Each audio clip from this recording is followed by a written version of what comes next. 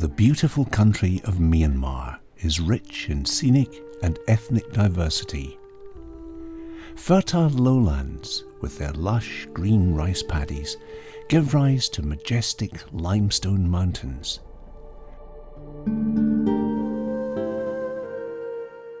The second largest country in Southeast Asia, Myanmar shares borders with Bangladesh, India, China, Laos and Thailand. Over 100 distinct ethnic groups, each with their own language, make up an estimated population of 55 million people.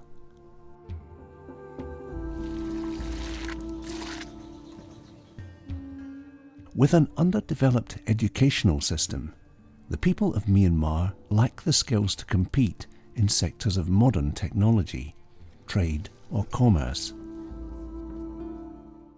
The majority of the people live in rural areas where they are subsistence farmers or may work as casual day labourers in the textile industry or on farms producing export crops such as rice, cotton, tobacco and rubber. Average incomes are about £170 a year, making it one of the poorest nations in Southeast Asia.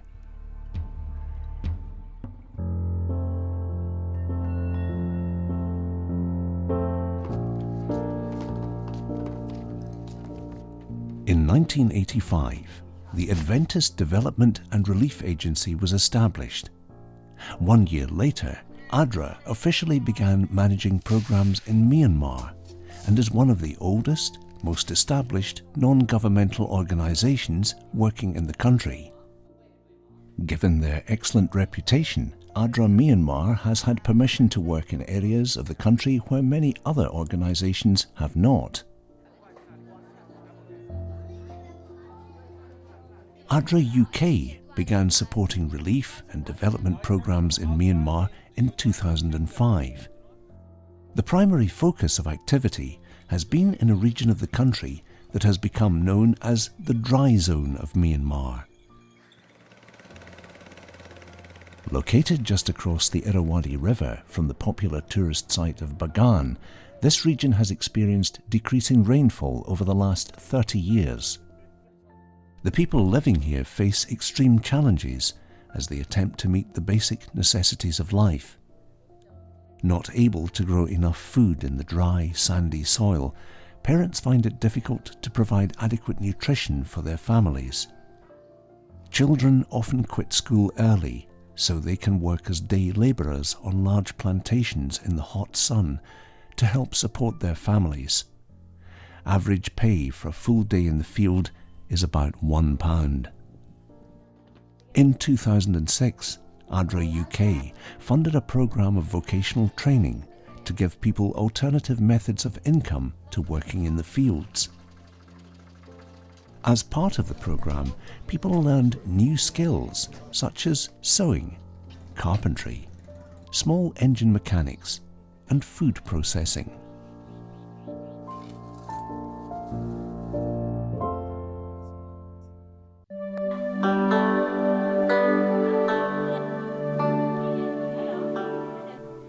Building on the success of this initial training, a follow-up programme was launched in 2012 that was funded by UK Aid, the British government's Department for International Development, as well as with funds from ADRA UK.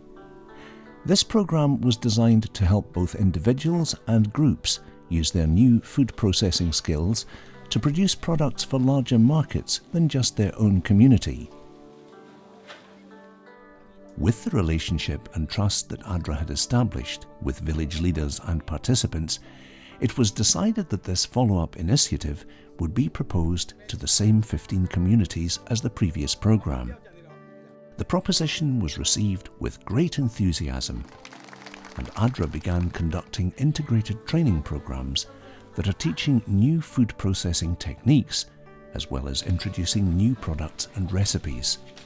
Organised into self-help groups, participants are taught important business skills, such as accounting, networking and marketing. At the regular meetings, people learn how to manage their personal finances. Participants start savings programs to help them prepare for family emergencies and expand their business. After extensive training, each member is given a set of food processing equipment, including a solar food dryer and food packaging materials to get them started. As a member of the self-help group, they are also able to access small capital grants to help them get some of the extra tools that they may need to get started or better manage their monthly purchase of supplies. With all of this training, encouragement and support from their teachers and their fellow group members, people are developing a new confidence in themselves as they establish their own small business right out of their homes. As part of the programme, ADRA has conducted training sessions to impart important information on social issues such as human rights, issues of gender, health and nutrition, HIV and AIDS, disaster risk reduction and environmental protection.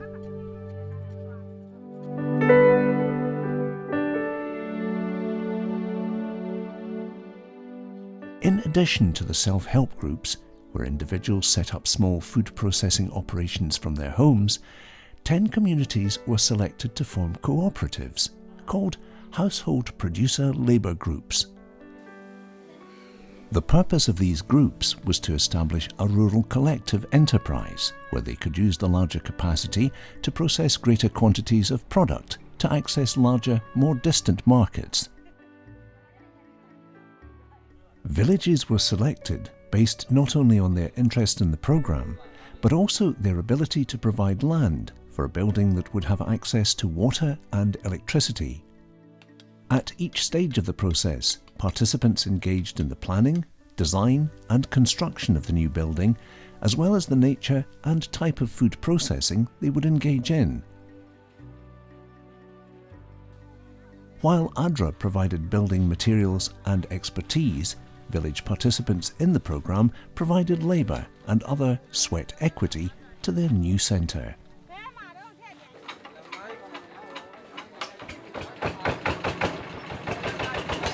Once the building was complete, the next step was the installation of the food processing equipment.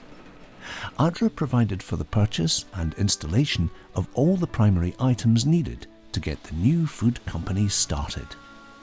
With training provided by the manufacturers and distributors of the new equipment, it didn't take long for the group members to take over the operation and start producing products. Taking food that is grown locally, these new entrepreneurs are processing delicious food items such as baked goods, rice noodles, spaghetti, peanuts, and other snacks. Some of the groups have chosen to produce peanut oil. Others have found a good market for various products that can be made from a locally grown plum fruit, including a much sought-after extract from the plum seeds. Working together, team members take their products through the various stages, from the raw form all the way to packaging and labelling.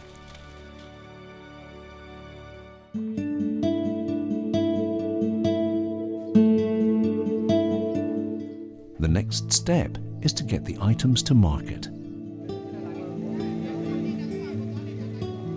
Often, this means transporting them on the back of motorcycles that the group has purchased with their cooperative profits.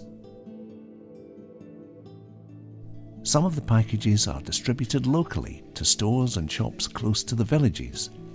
However, with the success of the programme, some groups are now delivering to markets on the other side of the river. Future plans include expanding distribution to some of the larger cities, such as Mandalay and even Yangon. As part of the programme, ADRA has sponsored participants to attend trade fairs in the cities to develop a larger network of clients.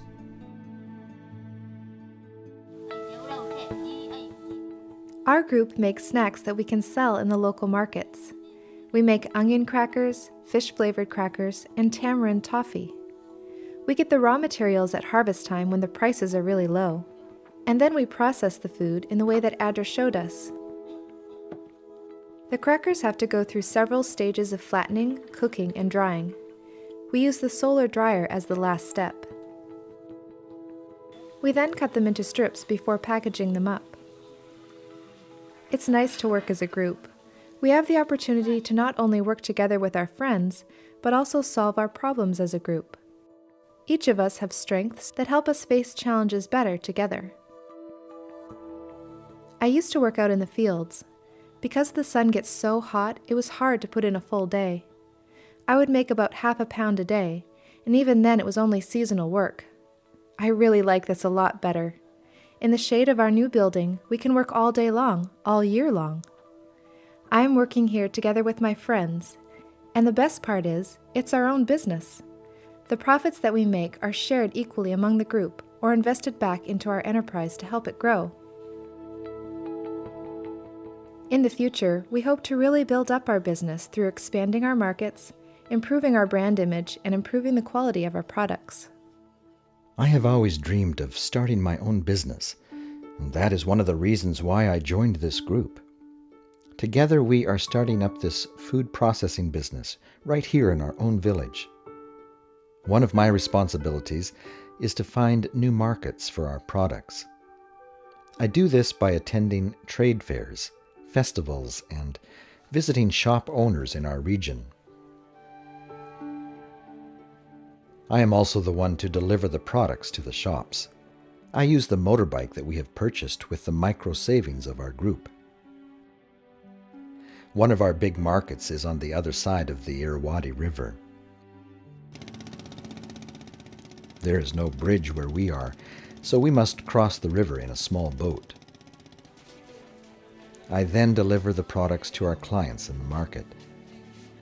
As I make my stops, I do quick interviews with the shopkeepers to get feedback on how they like our products and what they are hearing from their customers. I really enjoy talking to the shopkeepers, and I am working hard to build up our clientele. We have 2 self-help groups in our village with a total of 30 members. The 2 groups share the same HPLG building, machinery, and facilities. We have divided up the work week into 3 shifts, where each member is working about 2 days a week. We make bread, cakes, fried chips, fish crackers, and tamarind toffee. We chose these particular products because there was a real demand for them in our village. Whenever there was a wedding, festival, or other celebration in the area, people had to go a very long distance to buy these things. Now they can get them right here at home. Sales have been very good. So far, we have been able to sell everything that we produce. Working here, we make about 50 cents for every day we work.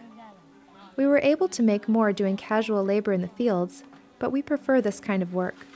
First of all, the agricultural work in this region only lasts 4 months of the year, so the income is very seasonal. In our factory, we are able to work year-round. Secondly, it is very nice to be able to work inside, out of the sun, as a group of friends. We are all working together toward the same goal, to make our small business succeed.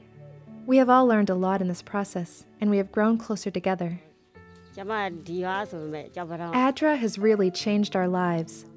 First of all, they provided us with a lot of training. We went to many seminars where we learned how to run a small business.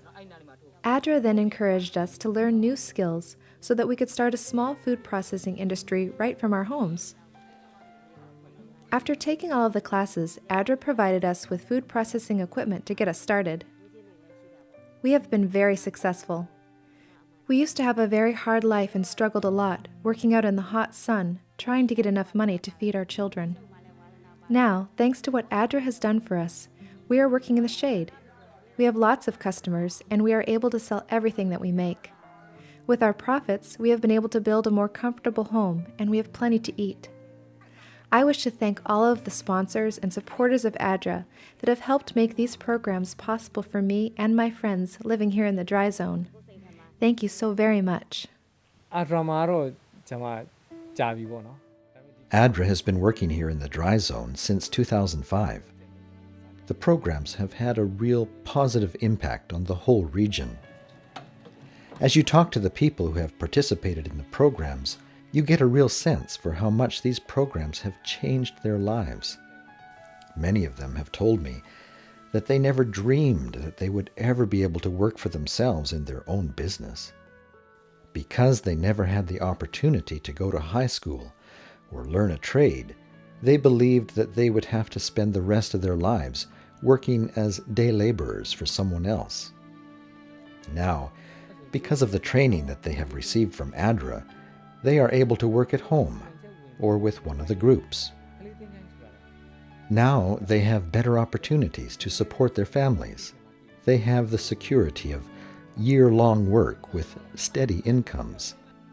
Now, the harder they work, the more income they can make. All of this builds self-confidence, pride, and satisfaction.